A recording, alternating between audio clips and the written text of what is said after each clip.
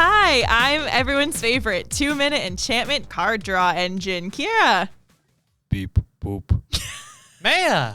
And Kira, we're in my favorite part of the Standard season. Post-ProTour. Post-ProTour metagame. It's so exciting. The format's just been shaken up. We've seen some really crazy things. I was proven staggeringly wrong, which is my favorite state of affairs. And we're going to be talking about it.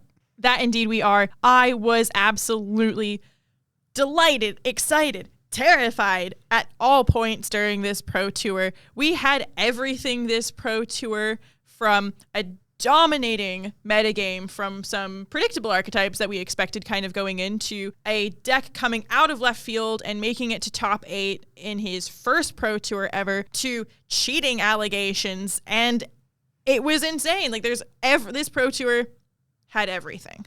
It was an absolutely wild ride, and the quality of play across every single match was so high. There's nothing quite like watching pro players do their thing. It is truly, truly amazing. If you are playing any of these decks right now, I implore you to watch gameplay footage from the Pro Tour of a pro player playing the deck that you're playing, and look at the patterns, look at the decisions that they make, or the decisions they don't make.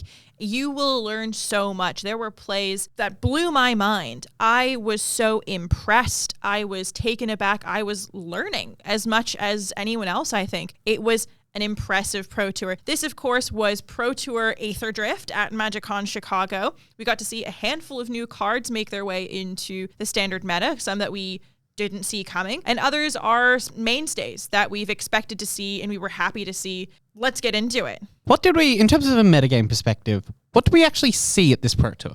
We saw an absolutely staggering representation in the top 3 decks. That was Gruul Mice with a 66-player representation, Esper Pixie with a 58-player representation, and Domain Overlords with a 53-player representation. So, for context, there are 348 players at Chicago. That's fully 50% of the field. It is insane. Each of those decks is upwards of 15% representation. And to give you an idea of how overrepresented these decks are, the next highest represented deck was Jeskai Oculus with 21 players.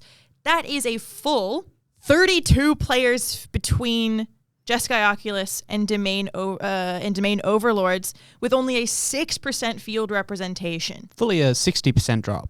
Unbelievable. The top 3 decks dominated the field, and I think we saw this coming. I think we prepared and expected to see those 3.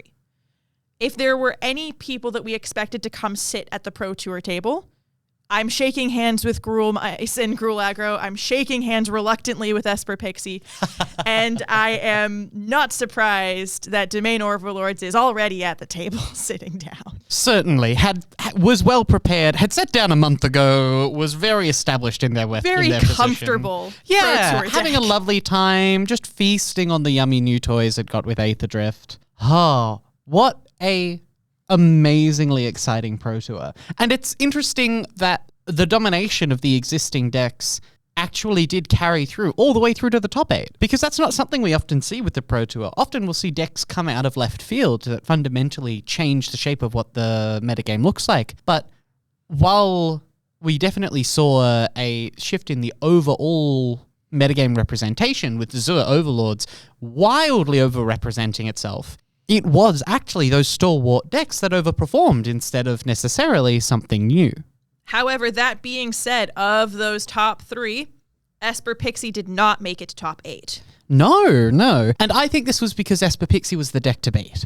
Yes.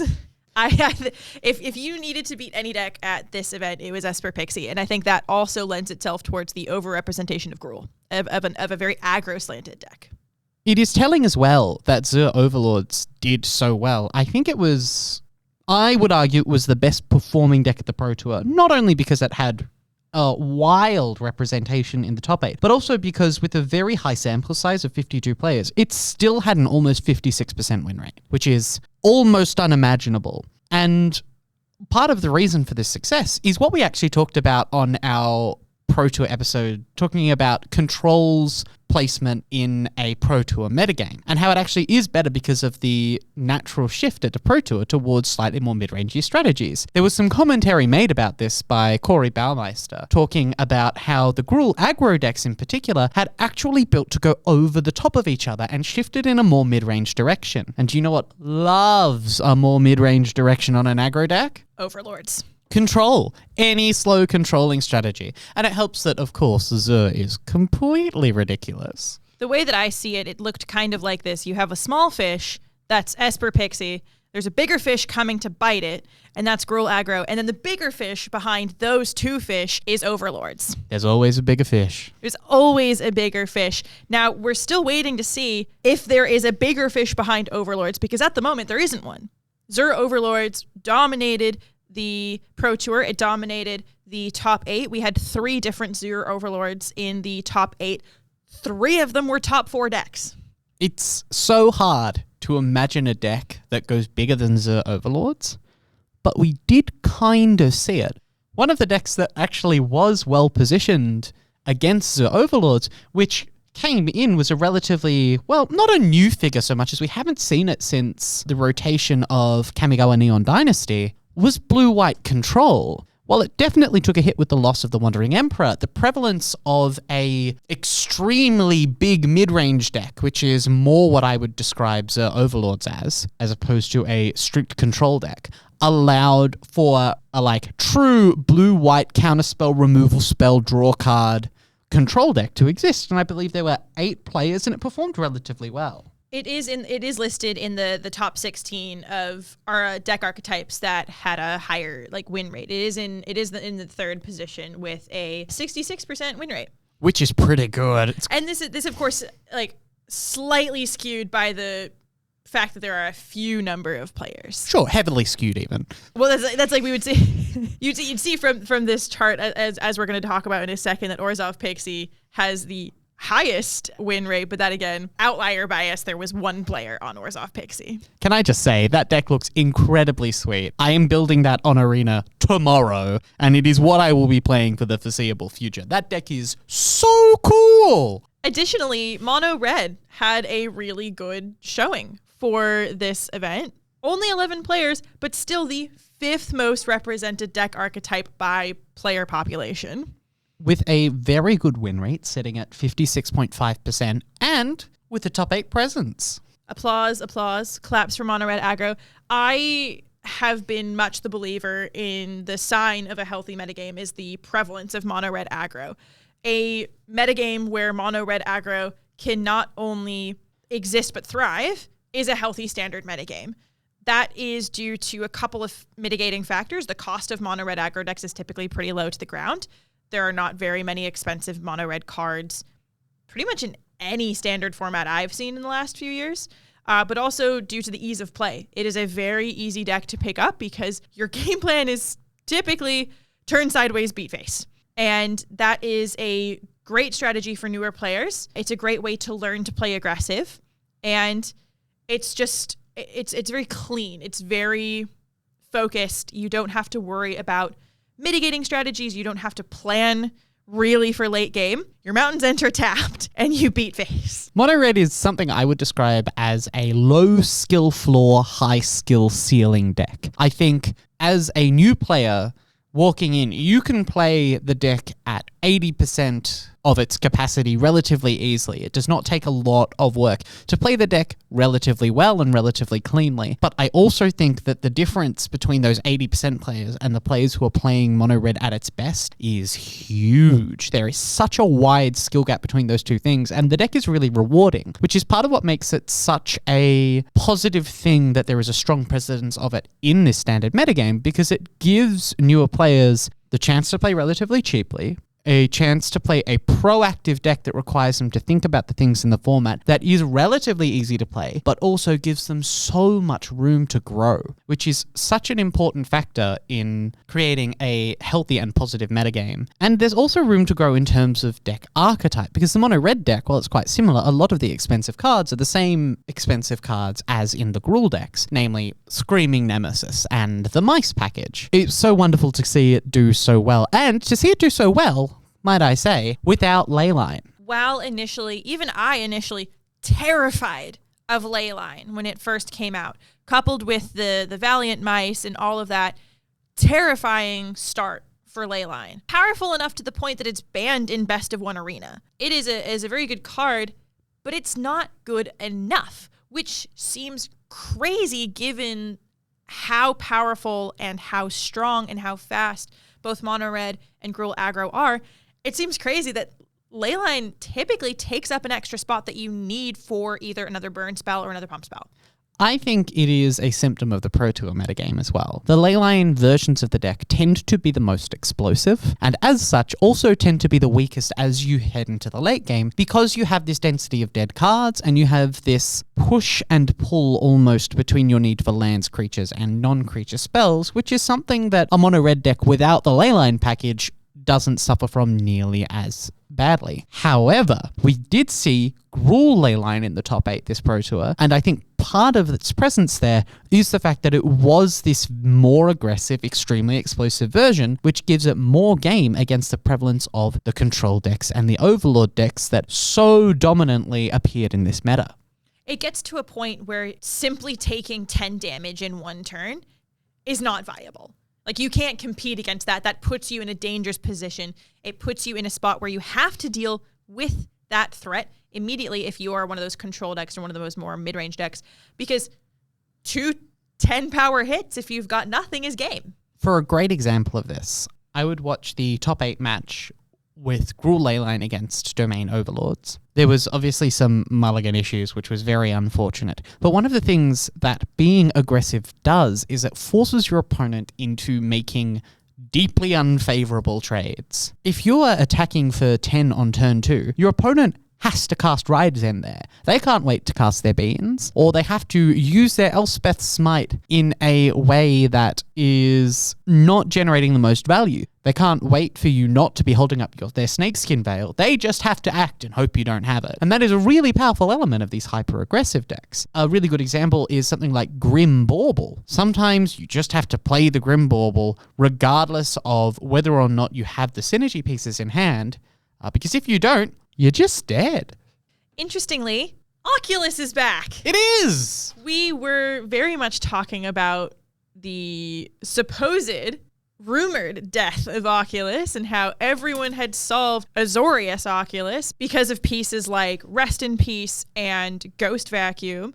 But it turns out that the missing piece to Azorius Oculus was red. This deck is so cool.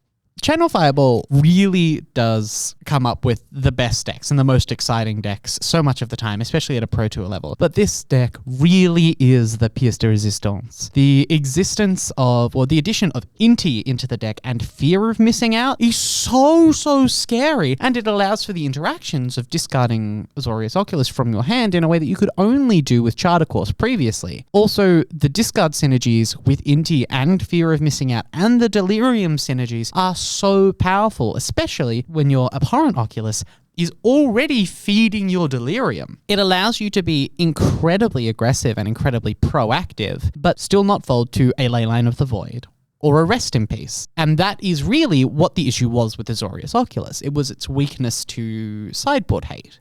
Now, that's not to say Jeskai Oculus doesn't have weaknesses of its own. It is still a tempo deck. It still struggles to play into the late game against decks like Zur Overlords, but it is so much more resilient and so much more powerful from a mid-range sense. Just the existence of Inti is amazing. And I don't know about you, but I love a 2-mana Aggravated Assault. Who decided Fear of Missing Out was okay? I have been very excited with the increased presence of Fear of Missing Out and with people intentionally taking advantage of the Delirium effect to force an extra combat. Huge fan. And for a deck like Oculus, it's going to rely on those extra little pushes to get it across the finish line. The other card that I think really brought Oculus back was Spell Pierce. It's a new toy. It's so good, and it's at its best in this style of resilient tempo deck. Spell Pierce is good when you can obviously use it to counter a removal spell or a board wipe, and it is designed to force through in the short term pieces of interaction. And that is so much more doable when you're an aggressively slanted tempo deck. Have you played much tempo? I don't think I have. I would not consider myself a very tempo slanted person. I would give it a go because there is nothing better than a clean tempo game. You feel like you cannot possibly lose, and that's part of the appeal. Playing Delver in Modern is, or was, I suppose, quite similar, where you would play your turn 1 threat, and you'd protect it with Spell Pierces, and you'd kill your opponent with Lightning Bolt and Snapcaster Mage. And this is the new version, and to be perfectly frank with you, it feels a lot more powerful because the actual cards you're using on rate are much better, so you have more capacity to compete with the mid-range decks, which historically were a problem for tempo. Good deck. Good deck, turns out. Look, Oculus, it is true as well that it needed those slightly more aggressive pieces because Azoria's Oculus was somewhat passive. It relied on the presence of Oculus on the battlefield to continue generating those Manifest Dread cards, and that was kind of it. It had a bit of a control strategy in having a handful of counter spells and a handful of pieces like Elspeth's Smite, but it felt like a very passive deck. It felt like, here's my flying 5/5, do something about it. And unfortunately, the threat of do something about it was very easy to counter. Just, okay, destroy. Well, you know, there was all kinds of answers to it, and it felt like the deck frequently just sat there. Whereas adding in the red pieces, adding in Inti and adding in Fear of Missing Out, and also giving you access to things like Torch the Tower, incredibly aggressive push, and gave the deck the kick that it needed. It turns out that dice to removal is still a thing. And tempo fundamentally is almost the quintessential questions deck. It is, hi, I am asking you a question. Can you answer it? I am asking you a question. Can you answer it? But can you answer it through this piece of permission? It's very, very powerful, but when the metagame is set up in such a way that it can be reliably answered, it is of course problematic. But with the movement away from Hortigen and into these red powerhouses, I think this deck is here to stay. I think even with the prevalence of very powerful sideboard hate cards like Rest in Peace, this deck is going to continue to pose a problem until the day it rotates out of Standard. And frankly, I'm okay with that. Now, you were very, very excited about this next deck. I've been sitting here waiting to talk about this deck. Talk to me about Green-Black Graveyard. Oh my gosh. Okay, if you know anything about me, you know that I am a green player at heart, but if there's anything that I do enjoy, it is Golgari. Black-Green Graveyard was a standout Fringe player. Absolute, like, to the T definition of did not see this coming. And this was a deck piloted by Zevin Faust. This deck got a top 8 finish. This was Faust's first Pro Tour. So his first top 8 finish. Amazing performance.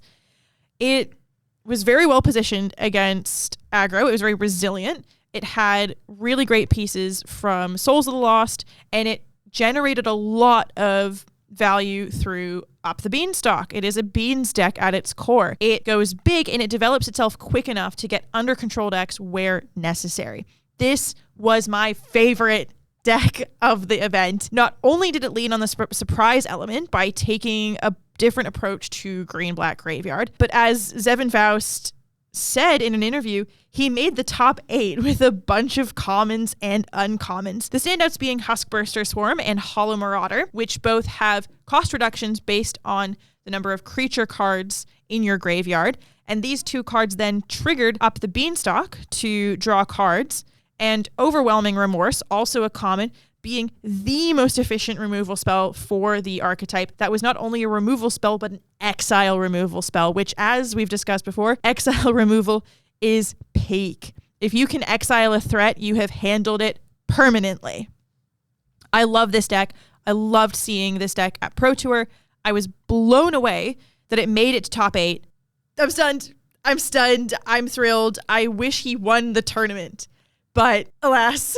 Well, look, Matt Nass, well-deserved victory. Very well-deserved. Stalwart of the Magic community, has been playing for God knows how long, and an incredibly good player, especially at these, like, nuanced matchups like a 2.5-hour Domains Overlords mirror. So let's not... Nice.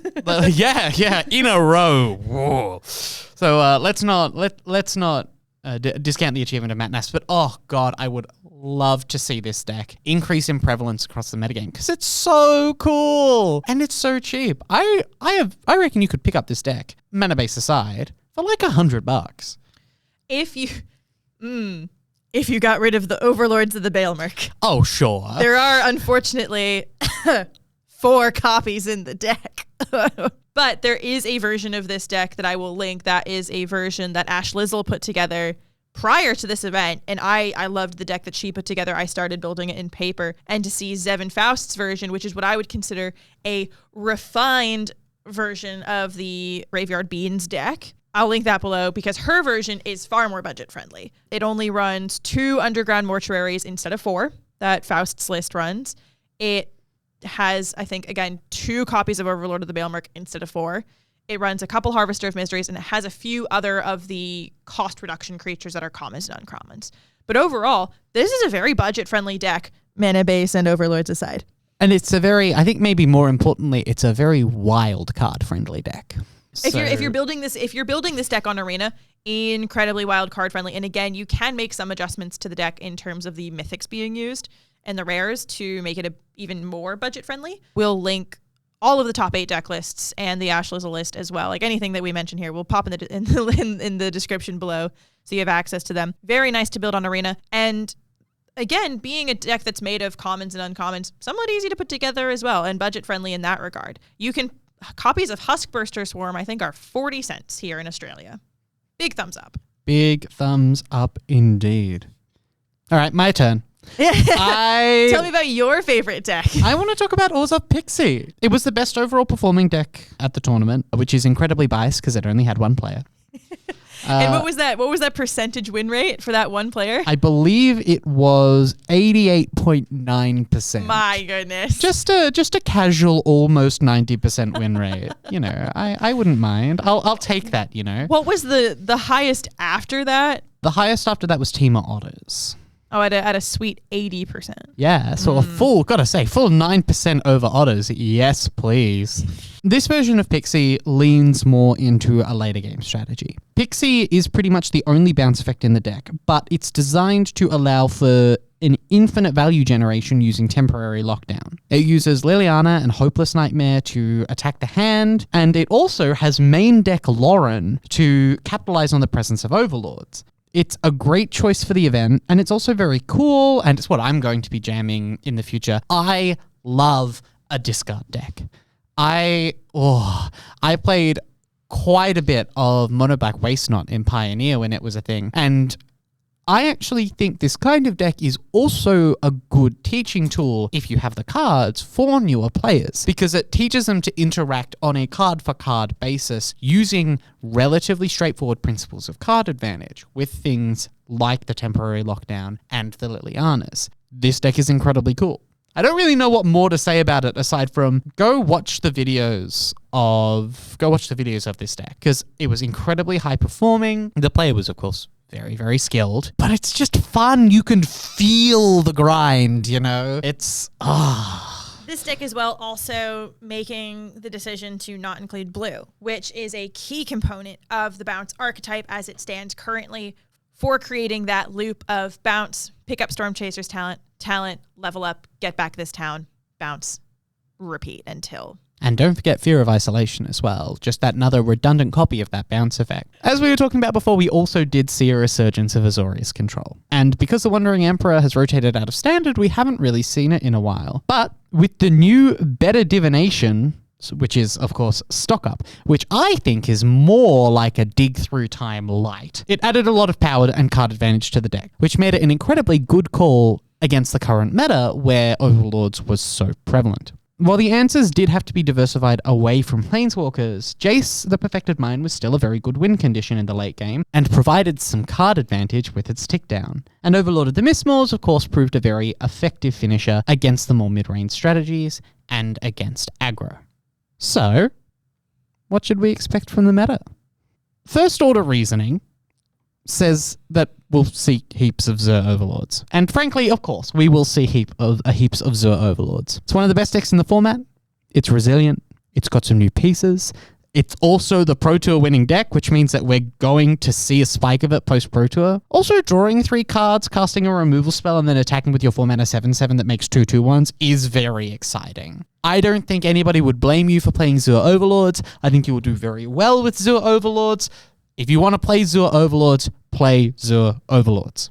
We'll say this is probably one of the more expensive decks in the standard meta currently, not only due to the mana base, but the presence of the Overlords as well. These are just a bunch of expensive cards. And unfortunately, a bunch of rares and mythics for your wild cards. So unless you have quite a bit of stuff lying around, it's probably not one to pick up just for the rest of the competitive standard season. We'll also say this is a deck with what I would consider a high skill level ceiling. And a high skill floor. There are some ladders and steps to climb up to. This is a complex deck with complicated play patterns. And it requires you more than most assertive decks to know and understand the metagame and the cards that you're going to be facing, and to build your deck accordingly. It is also a deck that requires more thinking than your mono red deck. Certainly, and just more time per game. This deck is probably not what you're going to climb the ladder with out of silver, just because each game is going to take 20 minutes more than if you were playing mono red aggro. Matt Nass played 2 2-hour back-to-back games of Domain Mirror. These are slow, thoughtful, precision-focused decks that are designed to win on thin margins. Matt Nass stole the win by dealing 54 damage in a single turn. I'm not sure you can call dealing 54 damage in a single turn stealing a win. Look, stealing in the sense of if I'm remembering correctly, 3 Leyline Bindings in a turn. Runner. To obliterate his opponent's board, to open up the door, to use the Zur animate effect to animate all of the ley lines to deal that damage. Matt Nass counted out the damage 6 or 7 times. As you would. One of the hosts accurately described to Matt Nass, "You just solved a $50,000 math puzzle." And it's completely true. And it speaks to the level of complexity of the deck is really what we're getting at here. It is not as simple as turn sideways, swing, win. It is a very thought-heavy, insight-focused, playing not just for this turn, but for the end of the game. That being said, it is also a very fun deck. It's still fun. All right, no. All of the tricky talk aside, Overlords is fun. It's really fun. Just paying 4 mana and then attacking with a 7/7 lifelink is so nice. It has fun play patterns. You get to impend Overlord of the Hauntwoods on turn 4, make an everywhere land token. You get to cast Leyline Bindings, typically only for 2 mana.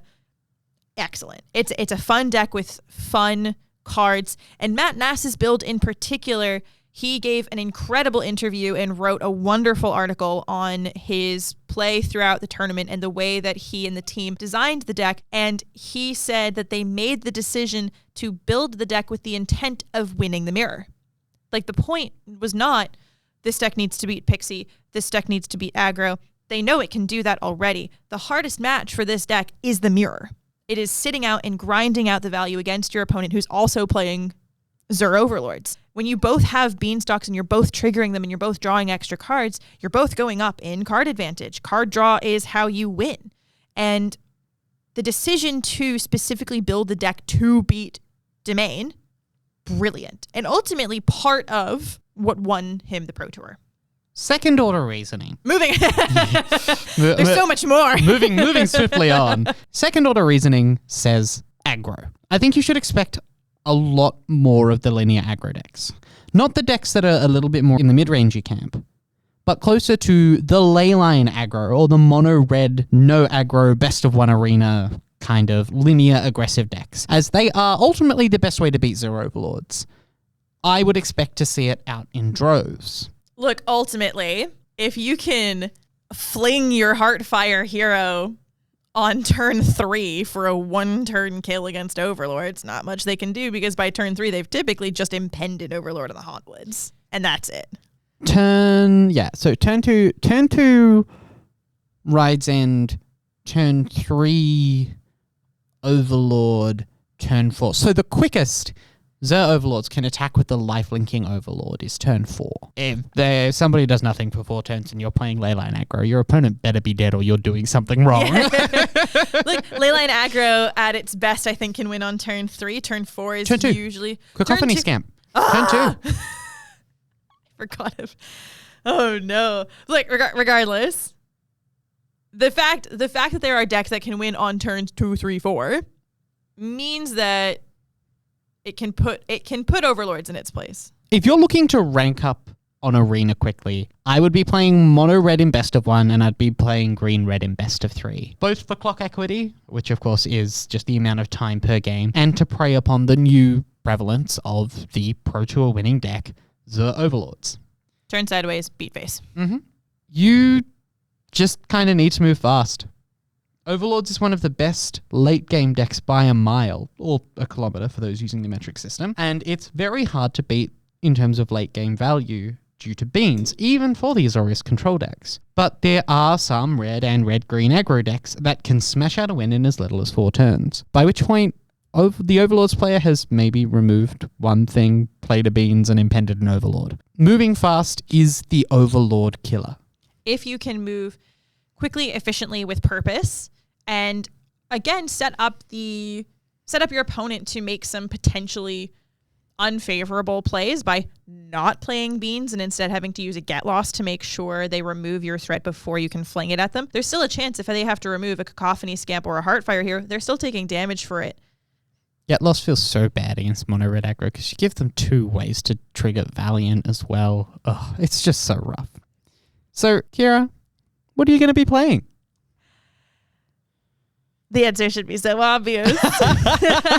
I'm going to be playing Zevin Faust's Golgari Graveyard Beans deck, but there is a new contender that I have found that I want to just play for fun a little bit, and it's a Dimir Repurposing Pod artifact deck. Oh, this is a list you'll have to send me. It's caught my attention. It is a Birthing Pod for Artifacts deck using Simulacrum Synthesizer, Repurposing Bay, and a couple of nasty one-ofs to continuously upcycle your artifacts into bigger and bigger threats. What are you podding your Memory Guardian into? You can pod your Memory Guardian because it's a 5 cost. There is a 1 of Chimil of the Inner Sun. Ooh. And a 1 of Nexus of Becoming. And you can here's what this is a spoiler. I'm going to give you guys a little spoiler. You can pod your Memory Guardian into a Nexus of Becoming, exiling 3-fold Thunderhulk, and getting 6 1/1 gnomes when it enters. All right, that sounds like a blast. I will link to that list below. That list was just played by Seth Saffron Olive from MTG Goldfish for Against the Odds. It was a very cool artifact pod deck that immediately I had to start picking up the pieces for, and we'll link that in the description as well. As I've said already, I'm going to be playing Azorius? No. Orzhov Pixie. Orzhov Pixie. The deck's just looks too sweet. I gotta play it. I gotta get my reps in. I gotta lose terribly, terribly to all these mono red aggro decks. And that's okay. Look, some of the most important parts of the games that you'll play in Standard are the ones you lose. For sure. That's how we learn. That's how we learn.